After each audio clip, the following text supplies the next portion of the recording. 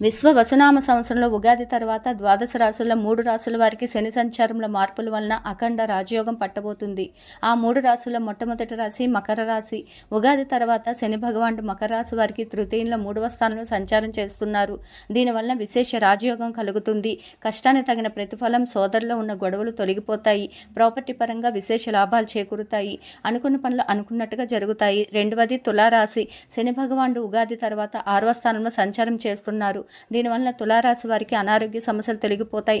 ఎంత పెద్ద అప్పులున్నా వాటి నుండి బయటపడతారు. భయంకరమైన శత్రుబాధలు తొలగిపోతాయి. దృష్టి దోషాలు తొలగిపోతాయి.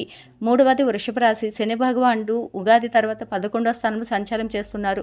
దీనివలన వృషభ రాశి వారు కొంచెం కష్టపడిన విశేషమైన ఫలితం కలుగుతుంది. కష్టానికి తగిన ప్రతిఫలం, ప్రమోషన్స్ వస్తాయి. విశేషమైన ధనలాభం కలుగుతుంది. ఆర్థిక పరంగా, ఆరోగ్యపరంగా, కుటుంబ పరంగా ఉగాది తర్వాత అత్యుత్తమైన ఫలితాలు వీరికి కలుగుతాయి. Please subscribe.